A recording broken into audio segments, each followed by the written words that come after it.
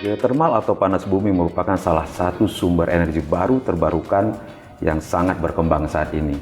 ABB baru-baru ini meluncurkan sebuah riset Energy Transition Index Readiness 2025 dan disebutkan bahwa 44% dari pelaku industri yang disurvei menggunakan geothermal sebagai sumber utama.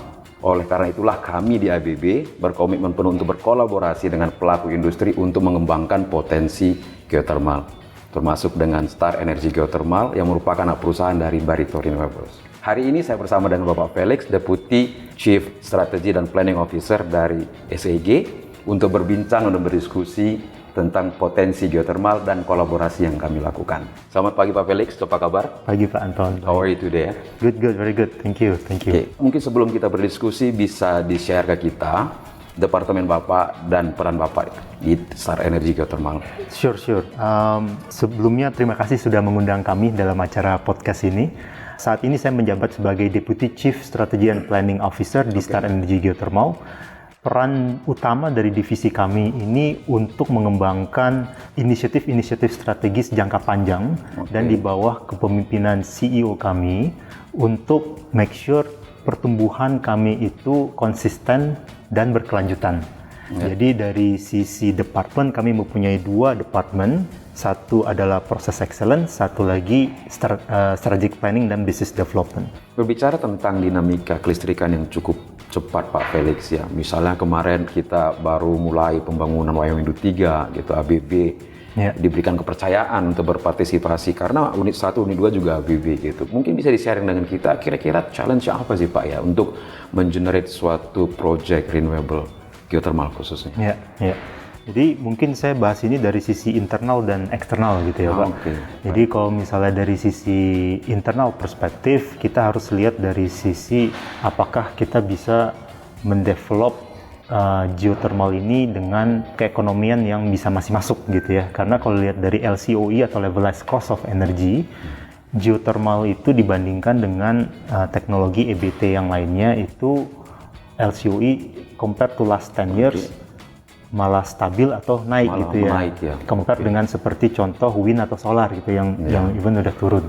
Bagaimana kita bisa menekan LCOE tersebut itu lebih ke arah dari sisi menggunakan teknologi-teknologi yang baru gitu ya, yang lebih more efficient, yang bisa menggunakan steam yang sama tapi bisa mengenerate lebih gitu. Contohnya seperti itu. Berarti lebih efisien. Lebih efisien perspektif. Nah, dari sisi eksternal, bagaimana kita bisa mendapatkan dukungan dari sisi regulasi, dari sisi pemerintah untuk di-risk dari sisi eksplorasi. Karena geothermal itu kan banyak kegiatan-kegiatan yang mahal dan masih perlu risknya tinggi, dan risknya tinggi itu di eksplorasi gitu.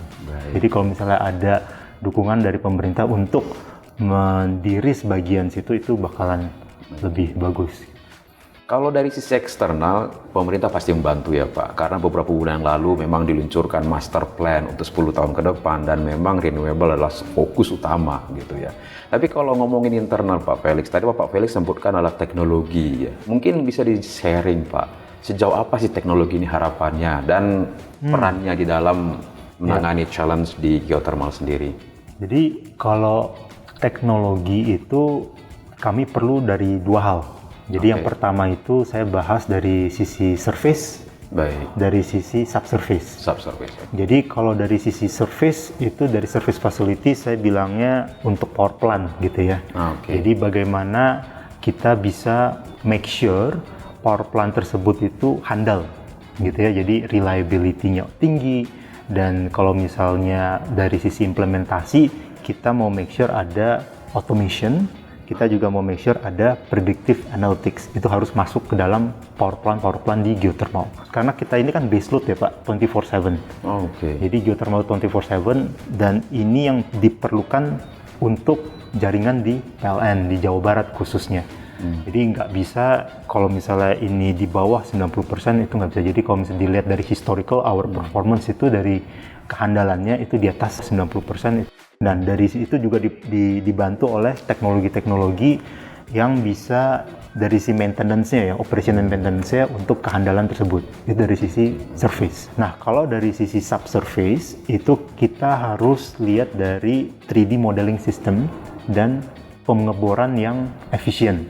Kalau misalnya kita dari sisi reservoir perspektif, kita harus mempunyai 3D reservoir modeling seperti scanner gitu Pak istilahnya. Jadi kayak kita tahu nih, kita harus ngedrillnya di mana sweet spotnya gitu untuk ngedrill.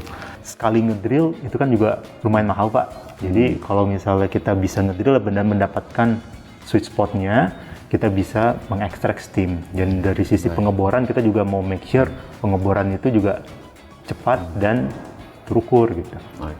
Pak, kalau tadi saya sedikit tuh ada prediktif ya Pak, karena sebelumnya mungkin market lebih senang dengan reaktif Pak. Ya. Prediktif ini kan berarti memprediksi sesuatu yang akan coming ya. Jadi boleh di-share Pak, prediktif yang dimaksud dalam ini apakah memang untuk aset-aset supaya kita lebih bisa maintenance, lebih tahu apa yang coming, atau ada yang jadi spesifik?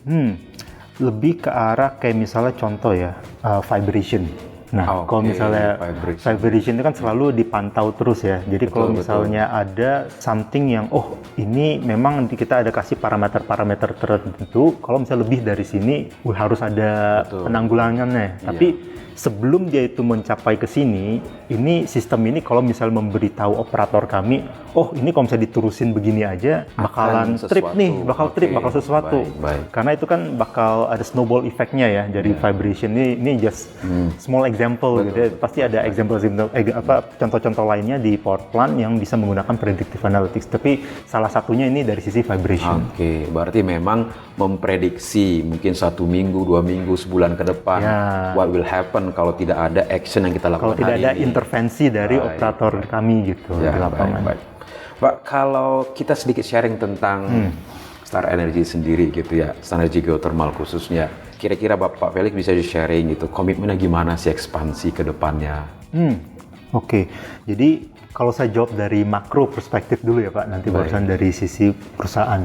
Jadi kalau dari makro perspektif dari Indonesia atau dari PLN sudah mengeluarkan roadmap RUPTL. Betul. Nah, roadmap RUPTL itu ke depan it's the greenest RUPTL ever, gitu ya, the greenest RUPTL ever. Secara konteks Indonesia itu mempunyai resource geothermal sekitar 30 gigawatt. Dari 30 gigawatt itu sudah terpasang sekitar 2,7 gigawatt. Masih sangat jauh.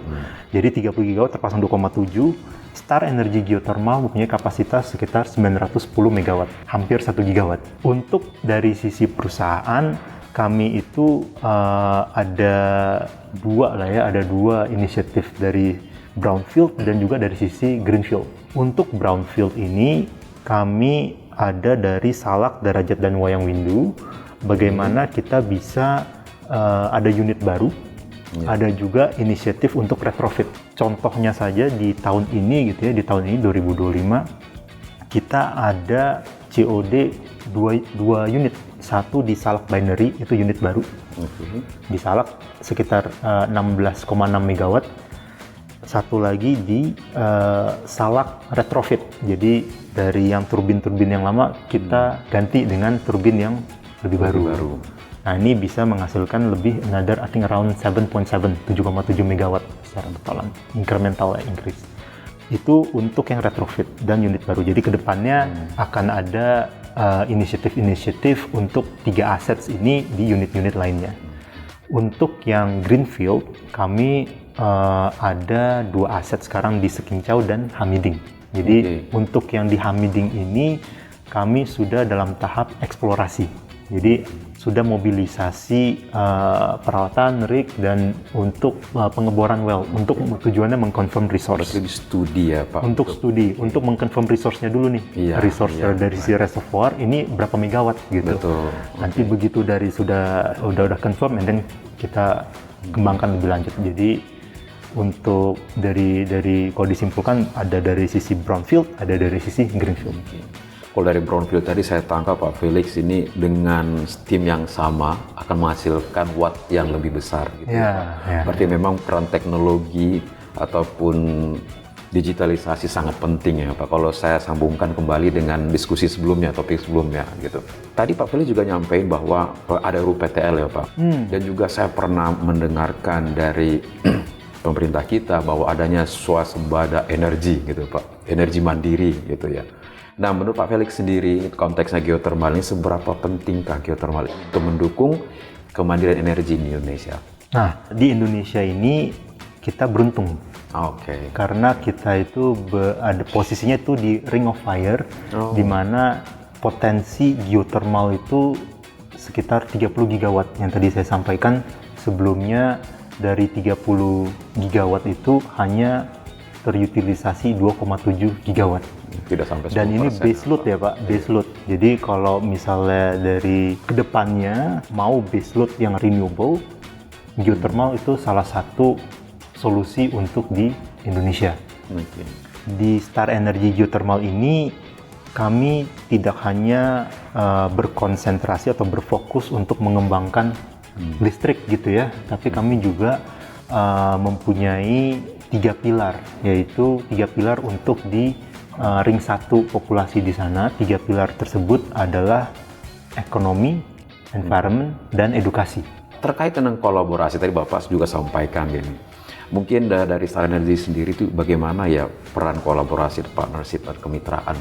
Jadi dari sisi konteks transisi energi, khususnya di Indonesia, nggak bisa cuman kami dari pihak pengembang sendiri gitu ya, Star Energy Geothermal. Jadi ini harus gotong royong, harus gotong royong. Asas Indonesia. Ya, jadi dari sisi pengembang, dari sisi pemerintah, dari sisi kemitraan, dari contoh ABB gitu ya. Dari 3 ini bersinergi di mana kita bisa mempercepat atau mengakselerasi pembangunan EBT-EBT selanjutnya gitu di Indonesia. Nah, dengan pemerintah bagaimana kami juga didukung oleh regulasi-regulasi yang membantu dari sisi pengembangan geothermal, gitu ya, khususnya dari sisi eksplorasi. Dengan kemitraan ini juga bagaimana kita juga bisa mengadopsi teknologi-teknologi yang lebih baru gitu ya, yang faster, cheaper, better untuk make sure pengembangan-pengembangan geothermal selanjutnya ini bisa menekan LCOE yang tadi, karena itu tujuannya ya, tujuannya.